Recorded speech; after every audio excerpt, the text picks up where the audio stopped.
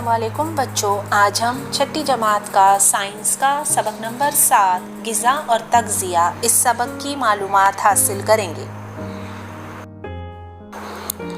ذرا یاد کیجئے غذا کے اجزاء کون سے ہیں؟ تصویر دیکھ کر بتائیے کہ اس میں کون سی اشیاء ہے اور ان سے کون سے اجزاء حاصل ہوتے ہیں۔ اس تصویر میں ہمیں سبزی ترکاری، اناج، دودھ، تیل، پھل فروٹ، مچھلی، گوشت، انڈے، مکھن دکھائی دے رہا ہے۔ 5ویں جماعت میں ہم نے ان غذائی اجزاء جیسے کاربوہائیڈریٹ، نشاستہ، پروٹین، چربیدار اجزاء اور وٹامنز کی معلومات حاصل کی تھی۔ جاندار مختلف افعال انجام دینے کے لیے غذا اور پانی کا استعمال کرتے ہیں۔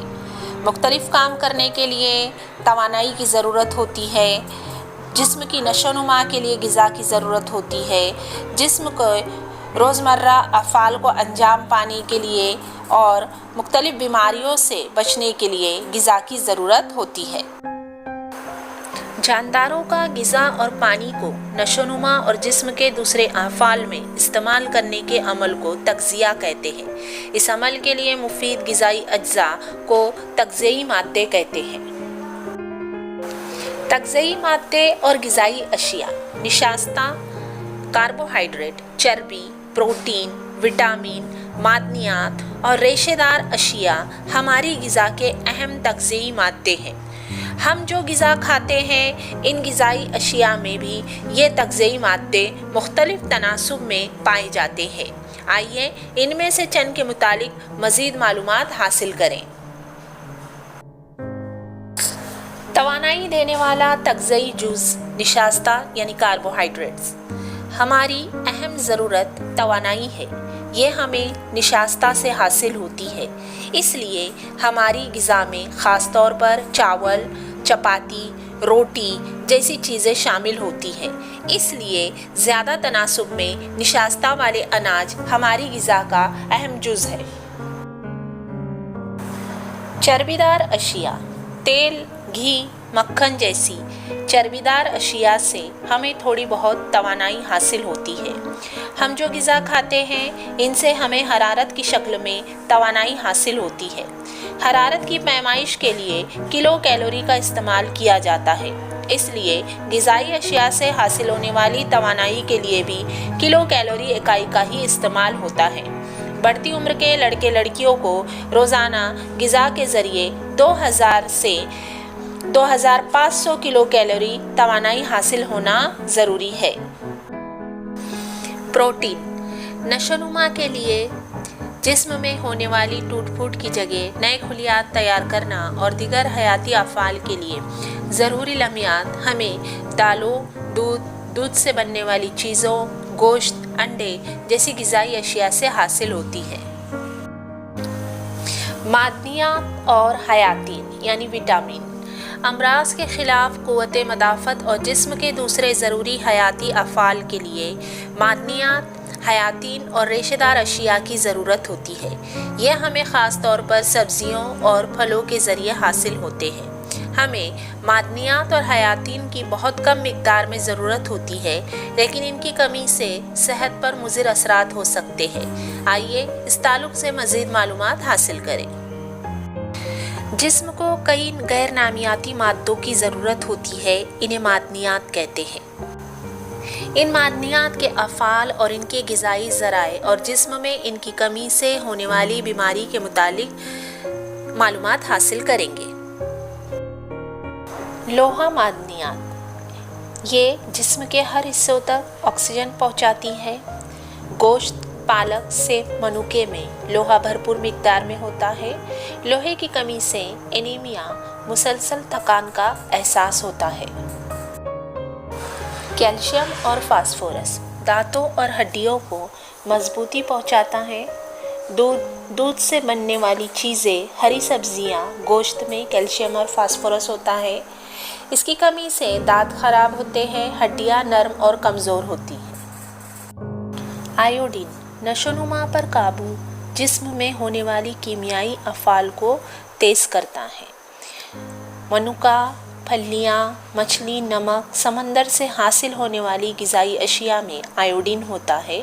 آیوڈین کی کمی سے گھیگا نامی بیماری ہوتی ہے۔ سوڈیم اور پوٹاشیم جسم میں پانی کا توازن قائم رکھنا، اعصابی نظام اور عضلات کے افعال جاری رکھتا ہے۔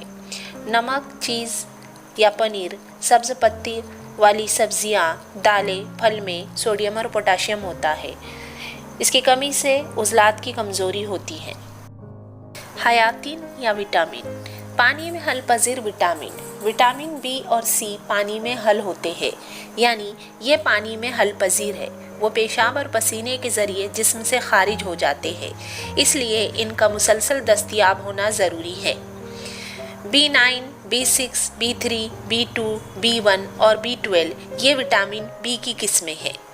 پانی میں نا حل پذیر وٹامن، یہ وٹامن پانی میں حل نہیں ہوتے، وہ چربی دار اشیاء یعنی جسم کی چربی میں حل ہوتے ہیں۔ جسم میں ان کا ذخیرہ ہو جاتا ہے۔ وٹامن ای، ڈی، اے اور کے پانی میں نا حل پذیر وٹامن ہیں۔ وٹامن کے ذرائع اور افعال کا یہ جدول دیا گیا ہے، جس میں vitamin A, B1، B9، B12، C، D، E اور K وٹامن ہیں، جن کے افعال، ذرائع اور ان کی کمی سے ہونے والی بیماریاں دی گئی ہیں۔ اس کا بغور مطالعہ کیجیے۔ اسے ہمیشہ ذہن میں رکھیں، کچھ وٹامن روشنی اور حرارت کے اثر سے ختم ہو جاتے ہیں۔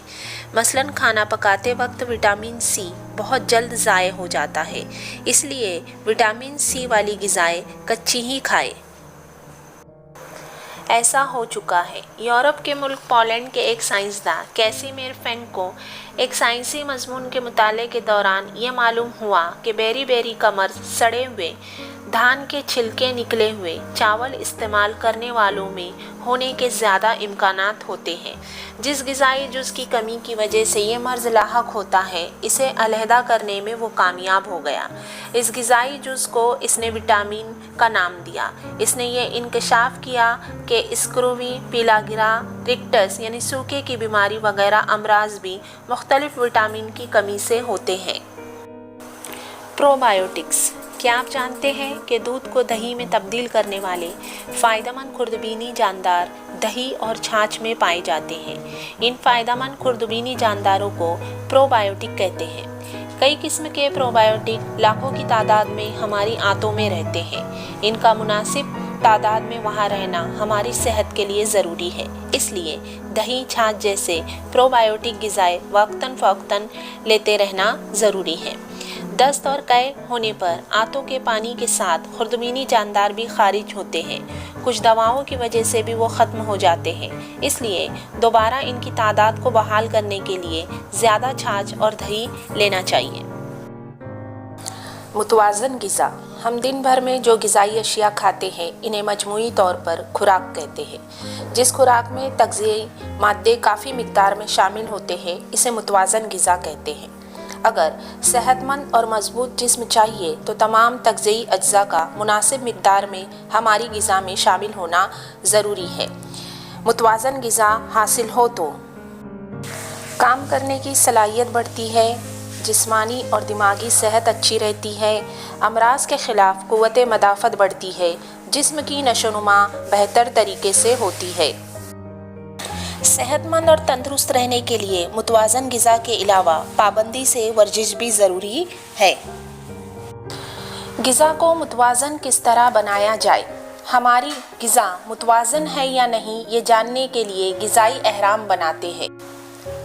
ہماری روزانہ خوراک میں ہر گروہ سے تعلق رکھنے والی غذائی اشیاء کس تناسب میں ہو، اس لحاظ سے اسے اہرام میں جگہ دی جاتی ہے۔ ہر گروہ کی غذائی اشیاء ہم روزانہ کس تناسب میں کھائیں، اہرام میں ان چیزوں کے لیے مختص کی گئی جگہ سے ہم جان سکتے ہیں۔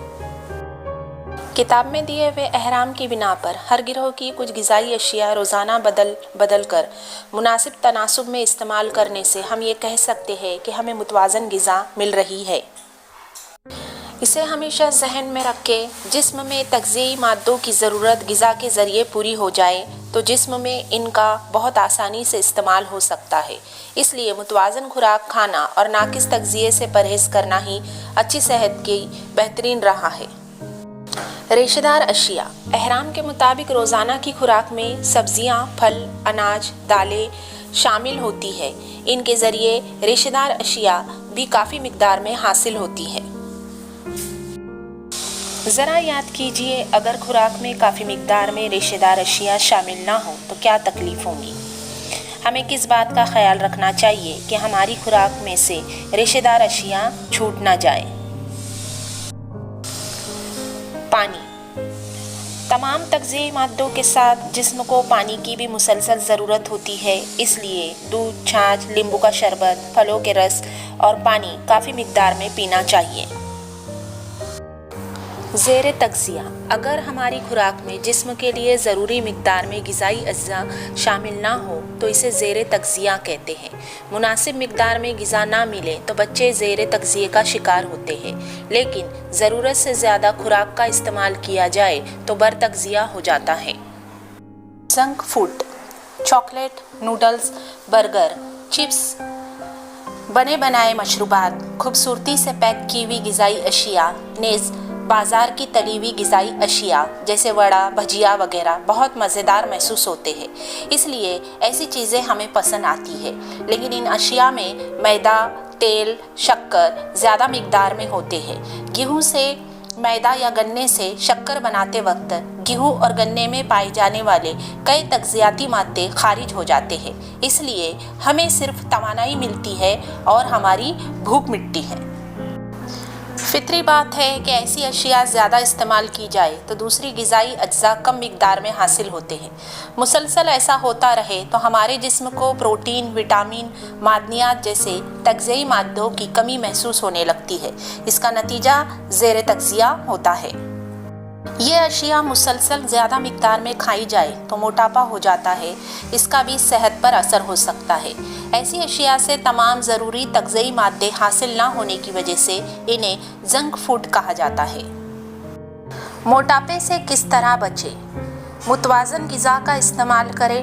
اناج، سبزیوں، پھلوں کو پوست کے ساتھ کھائیں۔ میدانی کھیل زیادہ سے زیادہ کھیلیں۔ بھوک نہ ہو تو کھانا نہ کھائیں۔ کھانا کھاتے وقت ٹی وی نہ دیکھیں۔ کم فاصلے تک جانے کے لیے سواری کا استعمال نہ کریں۔ پیکٹ بند غذاؤں کا استعمال نہ کریں۔ غذائی اشیاء میں ملاوٹ۔ غذائی اشیاء فروخت کرتے وقت زیادہ فائدہ حاصل کرنے کے لیے اس میں کوئی سستی شے ملائی جاتی ہے، اس کو غذا میں ملاوٹ کہتے ہیں۔ غذا میں ملاوٹ کے لیے استعمال ہونے والی شے زہریلی یا صحت کے لیے مضر ہو سکتی ہے۔ ایسی ملاوٹی غذا غیر خالص اور مضر ہونے کی وجہ سے وہ کھانے کے لائق نہیں ہوتی۔ ملاوٹی اشیاء۔ ملاوٹ کرنے کے لیے استعمال ہونے والی اشیاء ایسی ہوتی ہے جس کو انسان شناخت نہیں کر سکتا۔ کس غذائی شے میں کون سی مضر شے ملائی جاتی ہے یہ دیکھیں گے ہم۔ دودھ میں پانی، یوریا، اسٹارچ ملایا جاتا ہے۔ لال مرچ میں اینٹ کا سفوف، سرخ کدو کا سفوف ملاوٹ کرتے ہیں۔ کالی مرچ میں پپیتے کے بیج ملاتے ہیں۔ آئس کریم میں دھونے کا سوڈا، کاغذ کی لگدی کی ملاوٹ ہوتی ہے۔ چاول میں باریک سفید کنکر ملائے جاتے ہیں۔ آج کل تو پلاسٹک کے چاول ہی بنا کر بازار میں بیچے جا رہے ہیں۔ مونگ پھلی کے دانوں میں سرخ مائل گارے کے پتھر یا کنکر ملاتے ہیں۔ بچوں، آج ہم نے غذا اور تغذیہ اس سبق میں مختلف تغذیائی مادے، غذائی اشیاء کی معلومات حاصل کی۔ اس کے علاوہ مختلف وٹامن کے ذرائع کی معلومات حاصل کی، متوازن غذا کے بارے میں جانی۔ غذا میں ملاوٹ کی جاتی ہے۔ ملاوٹی اشیاء ہم کس طرح پہچانیں گے؟ ہم گھر میں چھوٹے تجربے کر کے یہ جان سکتے ہیں۔ آپ کے لیے ایک سرگرمی ہے کہ آپ گوگل پہ سرچ کر کے یہ دیکھیں کہ آپ کے گھر میں استعمال ہونے والی مختلف غذائی اشیاء میں ملاوٹ کو کس طرح پہچاننا ہے، اس کے متعلق معلومات حاصل کریں گے۔ بچوں، آپ کو چھٹی جماعت کے اس کے پہلے کے اسباق اگر دیکھنا ہے تو اس کی ویڈیو کی پلے لسٹ کی لسٹ میں نے ڈسکرپشن باکس میں دی ہوئی ہے، وہاں سے آپ دیکھ لینا۔ بچوں، آپ کو میرا ویڈیو کیسا لگا؟ میرے ویڈیو کو لائک، شیئر اور سبسکرائب ضرور کیجیے۔